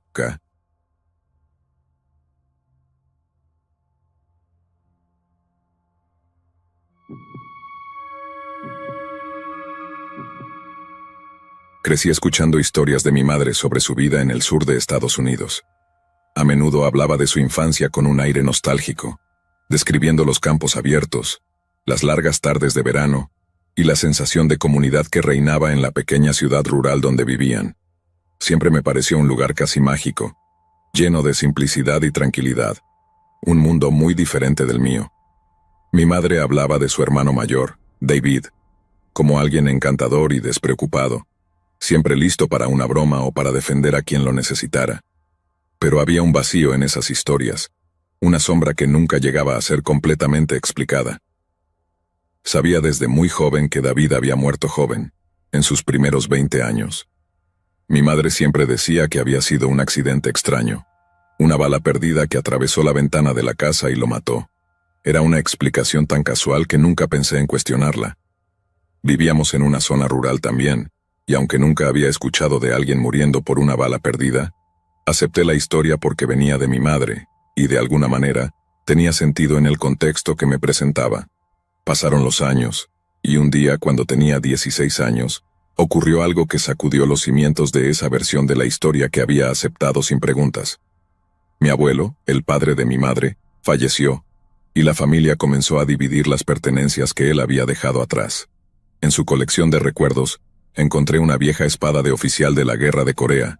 Era un arma impresionante, con una hoja afilada y un mango tallado, que hablaba de otra época, de honor y guerra.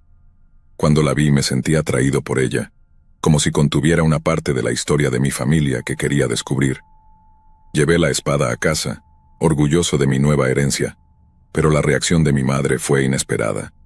En lugar de compartir mi entusiasmo, se asustó visiblemente. Su rostro se tensó, y su voz adquirió un tono que nunca antes había escuchado en ella. «Es demasiado peligrosa para mantenerla», me dijo. «Deberíamos venderla o conseguir una caja fuerte para guardarla». Su reacción me desconcertó. No entendía por qué una espada antigua, que probablemente había estado en la familia por décadas, la afectaba tanto. Había algo más detrás de sus palabras, algo que ella no estaba dispuesta a compartir. Intrigado, decidí preguntarle a mi papá sobre la espada. Pensé que tal vez él podría ofrecer alguna explicación que mi madre no estaba dispuesta a dar, pero cuando le mencioné la espada vi algo en su rostro que me inquietó profundamente. Una expresión de tristeza y dolor cruzó sus ojos, y en ese momento supe que había algo más en la historia de David, algo que había permanecido oculto durante todos esos años. Después de un largo silencio, mi papá finalmente me contó la verdad. No había ninguna bala perdida, ningún accidente extraño. David había sido brutalmente asesinado en la década de 1980. Al parecer, se había involucrado con algunos traficantes de drogas en un intento de ganar algo de dinero extra. Era joven, ambicioso, y como muchos en esa edad, creía que podía manejar cualquier situación en la que se metiera. Pero el mundo en el que se había involucrado era mucho más oscuro y peligroso de lo que él había anticipado. Los traficantes, según me contó mi papá, pensaron que David los había delatado, que de alguna manera había dado información que llevó a la policía a desbaratar uno de sus grandes tratos. Fue una sospecha fatal. No tengo idea de por qué decidieron usar una espada para matarlo, pero lo hicieron. Quizás fue una especie de mensaje, algo para infundir terror y demostrar su poder. Lo que sí sé es que la muerte de David fue cruel y violenta, y dejó una marca indeleble en mi madre. Lo que más me impactó fue saber que mi madre había tenido que identificar el cuerpo. Durante todos esos años, había llevado consigo el peso de esa experiencia, el dolor de haber visto a su hermano en un estado tan terrible, y de haber tenido que fingir que todo había sido un accidente, para protegerme a mí, y quizás a ella misma del horror de la verdad. Me enteré de todo esto cuando tenía 16 años, una edad en la que ya estaba empezando a ver el mundo con más matices, pero aún así, era difícil procesar una realidad tan brutal. Mi madre nunca lo reconoció directamente hasta años después. Seguía manteniendo la fachada de que había sido un accidente, tal vez porque esa historia le permitía mantener una cierta distancia emocional de la verdad. Ahora que tengo la misma edad que David tenía cuando murió, puedo entender mejor su situación. Él solo estaba tratando de ganar algo de dinero extra, presentando a personas que querían divertirse a los traficantes. Era un trabajo fácil, un dinero rápido y en su mente, probablemente no había considerado que algo así podría costarle la vida. Ahora mirando hacia atrás, veo cuán frágil es esa línea entre lo que creemos que podemos manejar y lo que realmente es incontrolable. Cada vez que veo la espada, que decidí guardar en una caja fuerte como mi madre sugirió, pienso en él, en las decisiones que tomó y en cómo lo llevaron a un final tan trágico. También pienso en mi madre, en todo lo que tuvo que soportar y ocultar para protegerme, y en cómo esos secretos moldearon nuestras vidas de maneras que nunca podríamos haber anticipado. Esta historia, que una vez fue un misterio, ahora es una parte dolorosa pero esencial de quién soy y de la historia de mi familia. Y aunque desearía que las cosas hubieran sido diferentes, entiendo que todos llevamos nuestras propias cargas, nuestros propios secretos, y que a veces, lo mejor que podemos hacer es enfrentarlos y aprender a vivir con ellos.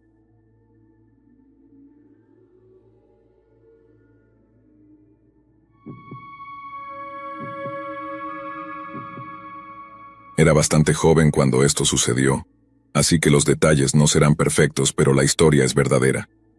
Crecí en un pequeño pueblo costero, el tipo de lugar donde todos se conocían y donde la vida parecía transcurrir con una calma inquebrantable. Nuestras casas estaban alineadas a lo largo de una calle tranquila, con vistas al mar que brillaba bajo el sol durante el día y susurraba con el sonido de las olas por la noche. Mis recuerdos de esa época están llenos de días de juegos en la playa, carreras en bicicleta y risas compartidas con los niños del vecindario. Entre nuestros vecinos, había una familia a la que realmente me agradaba. Mis padres eran amigos de ellos, y sus hijos tenían más o menos mi edad. Jugábamos juntos todo el tiempo, explorando cada rincón del barrio como si fuera nuestro propio reino. Los padres de mis amigos eran amables, siempre dispuestos a ofrecernos algo de beber o a dejar que nos quedáramos un poco más tarde para jugar. Era un ambiente cálido y acogedor, y nunca pensé que algo pudiera romper esa sensación de seguridad que teníamos. Sin embargo, todo cambió un día de manera abrupta. Recuerdo claramente cómo, de un momento a otro, mis amigos desaparecieron. Se mudaron muy repentinamente, sin previo aviso, sin ninguna pista de hacia dónde se iban. Estaba confundido y triste. No entendía por qué de repente ya no estaban. Nadie en el vecindario parecía tener una respuesta clara, y mis padres me dijeron que no me preocupara, que todo estaba bien. Pero la sensación de que algo no encajaba se quedó conmigo. Lo más extraño fue lo que sucedió después. Semanas después de que mis amigos se fueran, recuerdo ver algunos coches de policía estacionados frente a su antigua casa. También había furgonetas de mudanza, y aunque no entendía del todo lo que estaba pasando, el ambiente en la calle era tenso. Mi madre, que siempre era tan abierta conmigo, se volvió inusualmente reservada cuando le pregunté al respecto. Fue entonces cuando me dijo que la abuela de los niños se había puesto muy enferma, que los policías habían venido a informar a la familia y que se habían ido de inmediato para cuidarla. Esa explicación, aunque vaga, parecía tener sentido para un niño de 5 años. Acepté lo que me dijo y, aunque extrañaba a mis amigos, intenté seguir adelante. Pasaron muchos años desde ese día. La vida siguió su curso, nos mudamos lejos de esa zona, y las memorias de mi infancia en el pueblo costero quedaron guardadas en un rincón de mi mente. Ya adulto, en una de esas raras ocasiones en las que mi familia y yo estábamos recordando nuestro antiguo hogar, mencioné que me preguntaba qué habría pasado con aquella familia que se mudó tan repentinamente. Fue entonces cuando mi madre, con una expresión que mezclaba tristeza y algo de duda, decidió contarme la verdad. La historia que me reveló me dejó helado. Esa noche, cuando los padres de mis amigos habían salido para una cita, dejaron a sus hijos al cuidado de una niñera. La niñera era solo una adolescente, de unos 14 años, pero era responsable y confiable. Mientras los niños dormían en sus habitaciones, alguien entró en la casa. La policía nunca descubrió exactamente quién o por qué, pero lo que sí saben es que la niñera, al parecer, fingió estar sola en la casa para proteger a los niños. Trató de mantener al intruso alejado de ellos, pero en ese intento, perdió la vida de manera brutal. Cuando los padres regresaron a casa esa noche, encontraron a la niñera asesinada en la sala de estar. La escena que encontraron fue tan impactante que, según me contó mi madre, ninguno de los dos padres pudo hablar durante lo que pareció una eternidad. Su primera reacción fue correr a las habitaciones de sus hijos, asegurarse de que estuvieran a salvo. Cuando vieron que seguían durmiendo, que estaban ajenos a la tragedia que acababa de ocurrir a solo unos metros de ellos, supieron que tenían que actuar rápido. La policía llegó al lugar casi de inmediato. Sabían que, en un pueblo tan pequeño, una noticia como esa se esparciría como el fuego, y los padres no querían que sus hijos despertaran para descubrir lo que había sucedido. Así que, mientras la policía aseguraba la escena del crimen, los padres tomaron una decisión difícil. Envolvieron a los niños en mantas, les cubrieron la cabeza y pidieron a los oficiales que guardaran silencio mientras los sacaban de la casa. Los niños, medio dormidos, no se dieron cuenta de lo que pasaba a su alrededor. En lugar de explicarles la horrible verdad, les contaron la misma historia que mis padres me habían dicho a mí, que la abuela estaba muy enferma y que tenían que mudarse para cuidarla. Era una mentira piadosa, una que creían necesaria para proteger la inocencia de sus hijos. La abuela, fiel a su papel, mantuvo la farsa durante varias semanas, acogiendo a los niños y asegurándose de que no sospecharan nada. Durante ese tiempo, los padres buscaron un nuevo lugar para vivir, lejos del pueblo, lejos de los recuerdos y de la casa que ahora les traía tanto dolor. Una vez que encontraron un nuevo hogar, se mudaron discretamente, dejando atrás todo lo que habían conocido. Mi madre me dijo que nunca supo si los niños llegaron a descubrir la verdad sobre lo que ocurrió esa noche. Quizás, al crecer, comenzaron a cuestionar la historia de la abuela enferma, o tal vez, los padres decidieron mantener el secreto para siempre, con la esperanza de que sus hijos pudieran vivir sin el peso de ese horror en sus mentes. Esa revelación me sacudió profundamente. Todo lo que había creído sobre aquella mudanza repentina se desmoronó. Comprendí entonces que la verdad a menudo se oculta detrás de mentiras bien intencionadas, y que la protección de los inocentes a veces requiere decisiones difíciles y dolorosas. Desde ese día, cada vez que pienso en esa familia, me pregunto cómo habrán lidiado con todo aquello. Y aunque nunca sabré si los niños descubrieron la verdad, espero que de alguna manera hayan podido encontrar paz y continuar con sus vidas, alejados del terror que una vez los acechó tan cerca.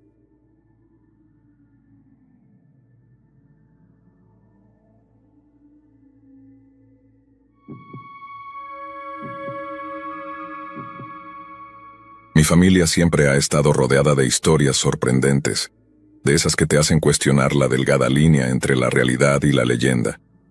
Pero la historia de cómo se conocieron mis abuelos, de cómo comenzó todo, es quizás la más impactante de todas. Es una historia que he escuchado en fragmentos a lo largo de los años, una mezcla de susurros y revelaciones a medias, pero cada detalle que he ido descubriendo la hace más fascinante y compleja. Mi abuelo tenía solo 15 años cuando tomó la decisión que cambiaría su vida y la de mi abuela para siempre. Era un muchacho joven, fuerte y decidido, con una voluntad de hierro que lo hacía destacar entre los demás en su pequeño pueblo. A esa edad, la mayoría de los chicos están ocupados soñando con sus futuros, con la posibilidad de aventuras y amores juveniles. Pero mi abuelo, en cambio, tenía una obsesión que lo consumía: sacar a mi abuela del convento en el que vivía. Mi abuela, apenas un año menor que él, había sido enviada a ese convento después de quedar huérfana. No sabía nada de su familia, ni siquiera tenía un apellido que pudiera rastrear.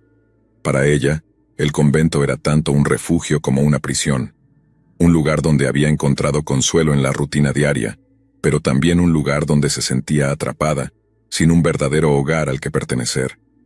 Según me contaron, mi abuelo la había visto por primera vez cuando él ayudaba en las labores del convento.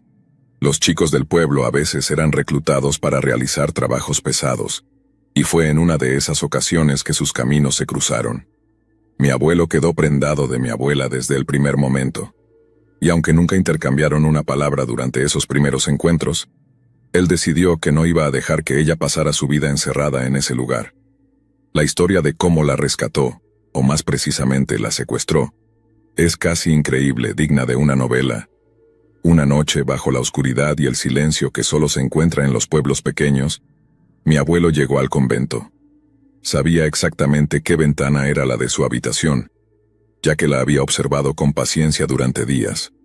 Con una mezcla de audacia e ingenuidad, escaló las paredes de piedra, evitando a los pocos guardias que protegían el lugar. Mi abuela, que por aquel entonces tenía 14 años, lo miró con una mezcla de sorpresa y miedo cuando la despertó suavemente. No habían hablado nunca antes, pero él le susurró que había venido a llevarla con él, lejos de la vida que le había sido impuesta. Aunque cualquier otra chica podría haber gritado o resistido, ella, huérfana y sola en el mundo, vio en mi abuelo una oportunidad de libertad, una salida hacia lo desconocido que, por alguna razón, parecía más atractiva que quedarse en el convento. Huyeron juntos esa noche, atravesando los campos bajo la luz de la luna. Nadie los vio partir, y cuando el sol salió, ya estaban lejos del convento. Lo más asombroso de esta historia es que, al día siguiente, nadie se molestó en buscarlos. Mi abuela era una huérfana, una niña sin nombre ni familia, y para las monjas del convento, su desaparición fue un asunto que prefirieron dejar en el olvido. Tal vez fue más fácil así, evitar el escándalo y la culpa de haber perdido a una de sus pupilas. Se establecieron en un pequeño pueblo aún más remoto, donde nadie hacía demasiadas preguntas. La vida de mis abuelos desde ese momento Estuvo marcada por el trabajo duro y la dedicación mutua. Con el tiempo tuvieron 16 hijos, cada uno más resiliente que el anterior, criados en un hogar lleno de amor y disciplina. Mi abuelo trabajaba de sol a sol, y mi abuela, aunque nunca tuvo la educación formal que se le habría dado en el convento, se convirtió en una mujer sabia, fuerte y profundamente devota a su familia.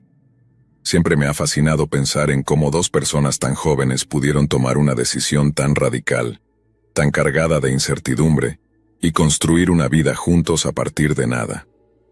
Imagino a mi abuela, una niña que pasó de la reclusión del convento a la intensidad de criar una familia numerosa en circunstancias difíciles, sin más guía que su propio instinto, y el amor que fue construyendo junto a mi abuelo. La historia de mis abuelos es un testimonio de la fuerza del espíritu humano, de cómo incluso en las situaciones más improbables, el deseo de libertad y de crear algo propio puede llevar a las personas a hacer cosas extraordinarias. Aunque lo que mi abuelo hizo puede parecer hoy como un acto impulsivo e imprudente, para ellos fue el comienzo de una vida que, aunque llena de desafíos, también estuvo llena de amor, familia y propósito. Cada vez que pienso en esa historia, no puedo evitar sentirme conectado con ese legado de valentía y determinación. Mis abuelos, con todas sus imperfecciones y decisiones cuestionables, me enseñaron que la vida no siempre sigue el camino que uno espera, pero que es posible encontrar el camino correcto si se tiene la suficiente voluntad para buscarlo, incluso si eso significa escalar las paredes de un convento en la oscuridad de la noche.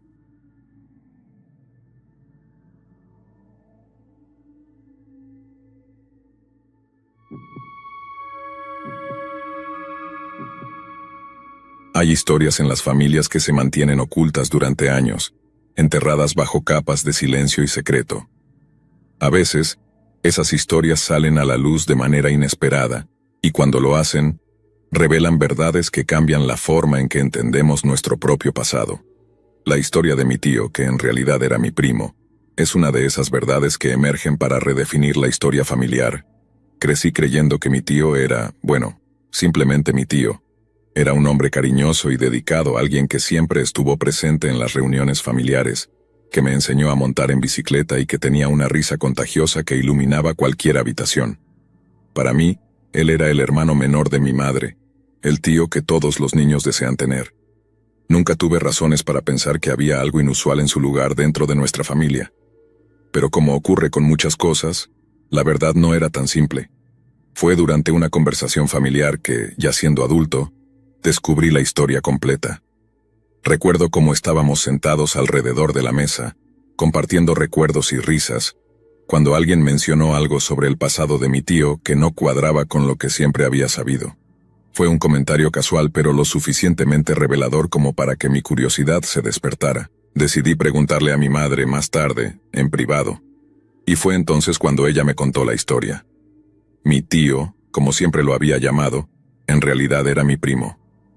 Nació como el primer hijo de mi tía, la hermana mayor de mi madre. En aquel entonces mi tía era joven y enfrentaba muchas dificultades. A pesar de las circunstancias, trató de darle lo mejor a su hijo. Pero la tragedia golpeó de manera inesperada. Cuando él era solo un bebé, fue secuestrado. El secuestro fue un golpe devastador para la familia. Las autoridades buscaron incansablemente, pero durante un año entero, no hubo ni rastro del bebé. Mi tía, ya frágil emocionalmente, comenzó a derrumbarse bajo el peso del dolor y la desesperación. La familia trató de apoyarla, pero el vacío que dejó la desaparición de su hijo fue demasiado para ella. Ese año de incertidumbre y miedo cambió para siempre a todos los involucrados. Finalmente, contra todo pronóstico, el bebé fue encontrado. Lo habían devuelto, pero no era el mismo bebé que había desaparecido. Había crecido en circunstancias desconocidas, sin el amor y el cuidado que un niño debería recibir durante su primer año de vida. Cuando lo devolvieron a la familia, mi tía estaba irreconocible. El trauma del secuestro, combinado con la culpa y el dolor de haber perdido a su hijo durante tanto tiempo, la habían transformado. Cuando se enfrentó nuevamente a su hijo, mi tía no pudo soportar la idea de retomarlo en su vida. Ya no veía en él al bebé que había perdido, sino a un extraño que representaba todo el sufrimiento que había pasado. No podía manejar el peso emocional de criar a ese niño, y en un acto de desesperación, decidió que no podía ser su madre. Fue entonces cuando mis abuelos intervinieron. No podían permitir que el niño fuera abandonado o entregado a extraños. Decidieron adoptarlo como propio, darle un hogar lleno de amor y estabilidad que tanto necesitaba. Así, legalmente, se convirtió en mi tío, aunque en realidad era mi primo. Mis abuelos lo criaron como uno de sus hijos, y nunca hicieron distinciones entre él y los otros hermanos. Con el tiempo, la historia de su secuestro y regreso se desvaneció en los márgenes de la memoria familiar. Para todos los efectos, él era el hermano menor de mi madre, y nadie cuestionaba esa realidad. Mis abuelos le dieron todo lo que necesitaba, y él creció siendo un miembro querido de la familia. Sin embargo, saber la verdad le añadió una nueva capa a la relación que tenía con mi tío. Comprendí entonces por qué siempre había una cierta tristeza en sus ojos, una melancolía que no había notado cuando era niño. Mi madre me dijo que él nunca habló de esos primeros años, ni siquiera con ellos. Era un tema demasiado doloroso, algo que prefería dejar enterrado. Esta revelación también me hizo reflexionar sobre el papel de mi tía en todo esto. La decisión de no recuperar a su hijo debió ser devastadora para ella, y aunque a los ojos de algunos podría parecer egoísta o cruel, pude entender que era una elección nacida del trauma y el dolor, no de la indiferencia. Después de todo, el impacto de perder a un hijo, incluso por un corto tiempo, puede ser insuperable. Hoy, cuando pienso en mi tío, lo veo con nuevos ojos.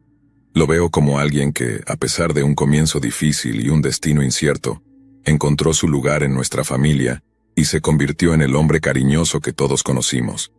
La historia de su vida es un recordatorio de cómo las circunstancias más oscuras pueden dar paso a la luz, de cómo el amor y la compasión pueden transformar incluso las heridas más profundas. Y aunque siempre será mi tío, ahora sé que en su historia se entrelazan la tragedia y la redención, el dolor y la esperanza. Es una historia que, aunque oculta durante años, ahora forma una parte crucial del legado de nuestra familia.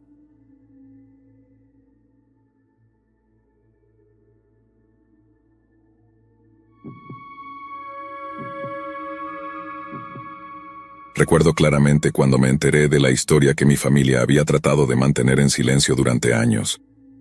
La primera vez que oí hablar del esposo de mi tía abuela fue en una reunión familiar, de esas donde las conversaciones se tornan más íntimas y los secretos empiezan a salir a la luz después de varias copas de vino. Mi madre, siempre reservada, estaba hablando en voz baja con uno de mis tíos, y pude escuchar fragmentos de lo que decían. Él la mató, huyó a Nueva York, tus abuelos lo encontraron. La curiosidad me carcomía, así que me acerqué, tratando de no parecer demasiado interesado, pero al mismo tiempo ansioso por saber más. Mi madre me miró y su expresión cambió. Sabía que había escuchado algo, y después de un momento de vacilación, decidió contarme la historia completa, aunque con el tono de advertencia de que no era algo para compartir con cualquiera. Todo comenzó en Puerto Rico, en un pequeño pueblo donde mi tía abuela vivía con su esposo. Para todos parecían ser una pareja común, pero había rumores, esos que se susurran en las esquinas y que, de alguna manera, todos conocen, pero nadie se atreve a mencionar en voz alta. Según me contó mi madre, la primera esposa de ese hombre había muerto en circunstancias misteriosas. La versión oficial era que había sido un accidente, pero muchos en el pueblo sospechaban que había algo más oscuro detrás de su muerte. Mi tía abuela se casó con él poco después, y la familia de ella no estaba del todo contenta con la unión. Había algo en él que nunca les gustó, pero mi tía abuela estaba enamorada, o al menos eso quería creer. La relación era tensa y no pasó mucho tiempo antes de que las cosas comenzaran a empeorar. Las peleas se volvieron más frecuentes, y mi tía abuela empezó a mostrar signos de abuso, aunque nunca lo admitió abiertamente. La familia estaba preocupada, pero en esa época y en ese lugar, las intervenciones familiares eran delicadas y muchas veces mal vistas. Una noche, la situación se volvió insostenible. No se sabe exactamente qué pasó, pero lo que es seguro es que mi tía abuela terminó muerta, y su esposo desapareció. No hubo una investigación exhaustiva, tal vez porque las autoridades locales no querían involucrarse en lo que parecía ser un asunto doméstico, o tal vez porque el miedo a ese hombre era demasiado grande. Lo que sí se supo es que él huyó, dejando atrás todo, con la esperanza de escapar de las consecuencias de sus actos. Huyó a Nueva York, pensando que en una ciudad tan grande podría perderse y empezar de nuevo, lejos de las miradas acusadoras y de las manos vengativas que seguramente lo buscarían. Pero subestimó a mi familia. Mi abuelo, un hombre de carácter fuerte y decidido, no estaba dispuesto a dejar que la muerte de su hermana quedara impune. Junto con algunos de mis tíos abuelos, comenzaron a investigar, preguntando aquí y allá, utilizando sus conexiones para rastrear cualquier rastro que ese hombre pudiera haber dejado. El rastro los llevó hasta Nueva York, donde finalmente lo encontraron. No fue fácil, pero cuando se tiene un propósito tan claro como el de ellos, nada es imposible. Lo encontraron viviendo bajo un nombre falso, trabajando en algún empleo mediocre, tratando de pasar desapercibido. No sé exactamente cómo sucedió lo que vino después, porque mi madre no quiso entrar en detalles, pero lo que está claro es que no lo dejaron escapar. Mis tíos abuelos, hombres de pocas palabras y de acciones decisivas, hicieron lo que sentían que debían hacer. No confiaban en que la justicia se hiciera cargo, y en ese momento, creyeron que ellos eran los únicos que podían hacer pagar a ese hombre por lo que había hecho. Lo mataron en algún callejón oscuro de Nueva York, y después, con la misma discreción con la que llegaron, se fueron. Volvieron a Puerto Rico como si nada hubiera pasado, llevando consigo el peso de lo que habían hecho, pero también la sensación de haber hecho lo correcto. La historia quedó enterrada durante muchos años, susurrada solo en los círculos más cercanos de la familia, hasta que eventualmente se convirtió en una de esas historias que los jóvenes escuchan con incredulidad, preguntándose si realmente pasó o si es solo una leyenda familiar. Pero yo sé que es real, y ahora que lo sé, no puedo dejar de pensar en cómo esas decisiones, esos actos han moldeado la historia de mi familia.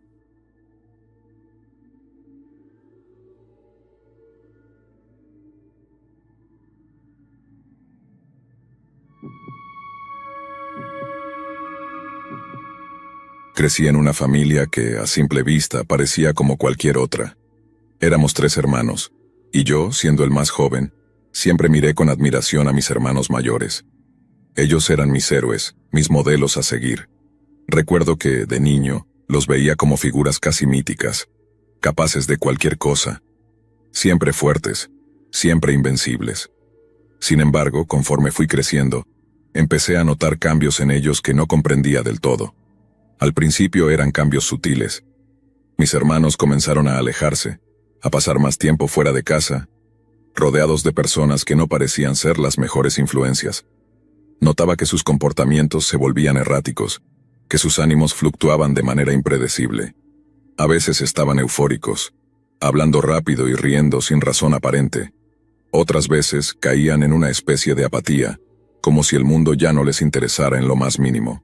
Mis padres, especialmente mi padre, parecían lidiar con la situación de una manera extrañamente calmada.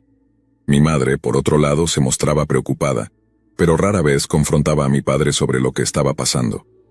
Recuerdo escuchar discusiones a escondidas, fragmentos de conversaciones que hablaban de médicos, de tratamientos, pero nunca entendí del todo lo que ocurría.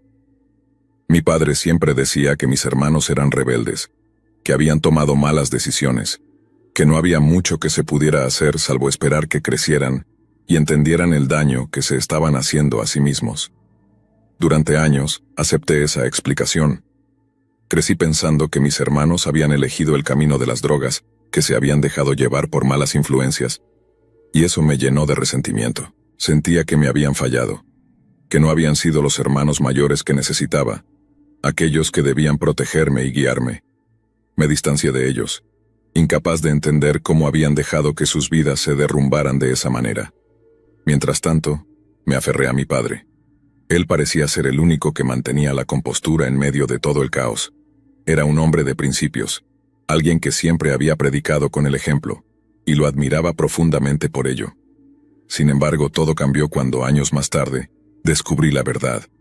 No fue un descubrimiento repentino, sino un cúmulo de pequeñas revelaciones que poco a poco fueron desmoronando la imagen idealizada que tenía de mi padre.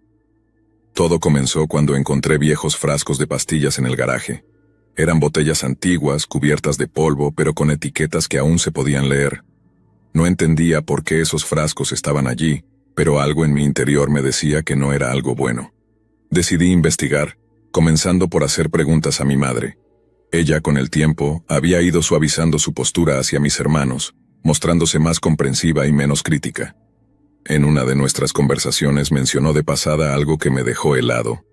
Mi padre había dado a mis hermanos pastillas cuando eran niños. Era algo que hacía para mantenerlos tranquilos, según ella. Al principio no comprendí la magnitud de lo que me estaba diciendo, pero cuanto más pensaba en ello, más siniestro se volvía. Confronté a mi madre con la poca información que había logrado reunir. Ella, inicialmente reacia, terminó por contarme lo que realmente había sucedido. Mi padre había comenzado a medicar a mis hermanos desde que tenían unos 10 años. Según él, lo hacía para ayudarlos a concentrarse, para controlar su energía excesiva. En realidad, lo que hacía era sedarlos, mantenerlos en un estado de obediencia y calma que, con el tiempo, se convirtió en una necesidad, una dependencia. Aquellas pastillas, que habían comenzado como un medio para controlar el comportamiento de mis hermanos, se convirtieron en la raíz de su adicción. Cuando crecieron y dejaron de recibir esas dosis de manera regular, buscaron alivio en otros lugares, en otras sustancias. No fue una elección libre, no fue una decisión tomada en un momento de debilidad, sino el resultado directo de años de manipulación por parte de mi padre, el hombre que yo había venerado y admirado. El resentimiento que había acumulado contra mis hermanos durante todos esos años se transformó en una profunda tristeza y un inmenso sentimiento de culpa. Había juzgado mal, había culpado a las víctimas sin siquiera entender la verdad. Y más que nada, me sentí traicionado. Traicionado por mi padre, a quien había visto como un pilar de rectitud y moralidad, solo para descubrir que detrás de esa fachada se ocultaba un hombre capaz de destruir a sus propios hijos para mantener el control. Desde ese momento, mi relación con mi padre cambió para siempre. Ya no podía mirarlo a los ojos sin sentir una mezcla de rabia y dolor. Me distancié de él, y aunque nunca confronté abiertamente lo que había hecho, nuestro vínculo se rompió de una manera que nunca pudo repararse. Mis hermanos, por su parte, continuaron luchando con sus demonios, pero al menos ahora entendía de dónde venían esos demonios, y traté de estar más cerca de ellos, de apoyarlos en lo que pudiera.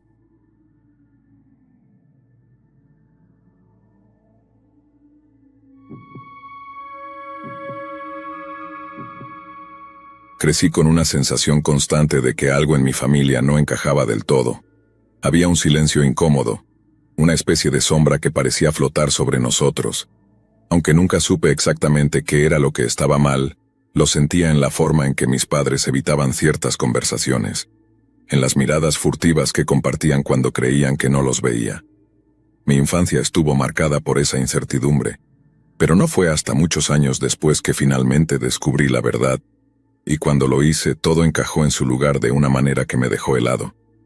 Mis padres tuvieron 2 hijos antes de que yo naciera, pero yo nunca supe de ellos. De hecho, no supe nada de su existencia hasta que, años después, mi tía falleció y me dejó algunos de sus efectos personales. Entre sus cosas, encontré algo que cambiaría mi vida para siempre: los anuncios de nacimiento de esos 2 niños. Me quedé mirando esos papeles amarillentos, incapaz de comprender lo que estaba viendo. Eran hermanos que nunca conocí, nunca mencionados, como si hubieran sido borrados de la historia de nuestra familia. La revelación fue como un golpe. Sentí que el aire se escapaba de mis pulmones, y una sensación de frío se extendió por mi cuerpo. Mi mente comenzó a girar en círculos, tratando de encontrar una explicación, pero la única que encontré fue demasiado oscura para asimilarla de inmediato. Sabía que mi madre había tenido problemas de salud mental, eso nunca fue un secreto. A lo largo de mi infancia, había presenciado sus episodios de rabia, sus cambios de humor impredecibles, sus silencios prolongados que podían durar días. Pero nunca imaginé que esos problemas la habían llevado a hacer algo tan terrible. Después de encontrar los anuncios de nacimiento, supe que tenía que enfrentar a mis padres. No podía seguir viviendo con esa incertidumbre, con esas preguntas que me estaban consumiendo. Recuerdo claramente el día en que los confronté. Nos sentamos en la sala de estar, en esa misma sala donde había pasado tantos días de mi infancia jugando, ajeno a los oscuros secretos que se escondían entre esas paredes. Les mostré los papeles, y el silencio que siguió fue ensordecedor. Mis padres se miraron, y en ese momento supe que todo lo que temía era cierto. Cuando les pregunté sobre esos niños, mi madre simplemente se levantó y salió de la habitación. Mi padre se quedó, pero se negó a decir una sola palabra. Fue como si ese silencio lo dijera todo, como si la verdad estuviera demasiado cargada de horror como para ser pronunciada en voz alta. Esa negativa a hablar solo confirmó mis peores sospechas. Me quedé allí, en esa sala, sintiéndome más solo que nunca, mientras una verdad amarga se asentaba en mi mente. Mis hermanos habían muerto a manos de mi madre. Con el tiempo descubrí más detalles, piezas de un rompecabezas que nunca quise armar. Mi madre había ahogado a mis hermanos en la bañera durante un episodio psicótico. Fue un crimen horrible, impensable, y aunque las autoridades la detuvieron, de alguna manera fue liberada. A pesar de su historial de enfermedad mental, fue considerada apta para regresar a casa. No solo eso, sino que unos años después, me tuvo a mí, como si esos actos atroces nunca hubieran sucedido.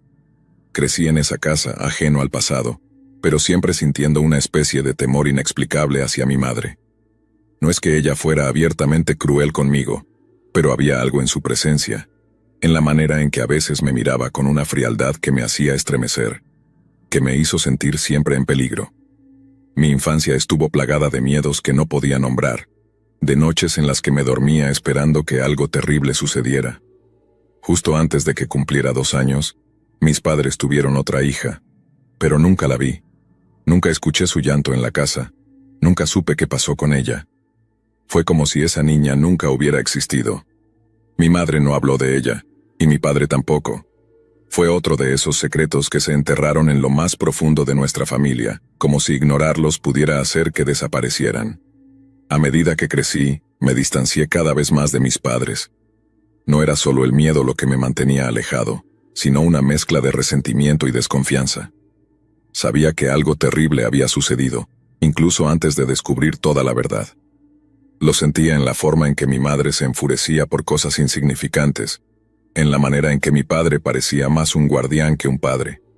Cuando finalmente tuve la oportunidad, corté todo contacto con ellos. No solo por lo que había descubierto, aunque eso fue una gran parte, sino porque necesitaba alejarme de ese ambiente tóxico, de esa sensación constante de estar caminando sobre una cuerda floja. Fue años después, cuando regresé a mi ciudad natal, que decidí buscar en los archivos del periódico. Había algo que me decía que necesitaba saber más, que necesitaba confirmar lo que ya sospechaba. Un amigo me acompañó, y cuando encontramos el artículo que detallaba lo sucedido, su reacción lo dijo todo. Quedó impactado, horrorizado por lo que había leído. Yo, sin embargo, no sentí sorpresa. Era como si toda mi vida hubiera estado preparándome para ese momento, como si ya supiera lo que iba a encontrar. Mi madre había cometido un crimen horrible, y el hecho de que le permitieran tener más hijos después, de que le permitieran tenerme a mí, es algo que nunca podré entender. No soy juez, jurado ni verdugo, pero lo que hicieron fue una injusticia, no solo para mis hermanos, sino también para mí. Crecí con traumas que todavía me persiguen, con cicatrices que nunca se desvanecerán por completo. Miro hacia atrás y me doy cuenta de que fue un gran error permitirles intentar criar a otro niño. Me alegra estar aquí, sobrevivir a todo lo que pasó, pero no puedo evitar sentir una profunda tristeza por los que podrían haber sido mis hermanos, por lo que todos podríamos haber sido si las cosas hubieran sido diferentes. La vida me enseñó a ser fuerte, pero también a desconfiar, a cuestionar todo, incluso a las personas que se supone que deben amarnos incondicionalmente. Y aunque ya no tengo contacto con mis padres, la sombra de lo que hicieron siempre estará conmigo, recordándome que el mal puede esconderse incluso en los lugares que creemos más seguros.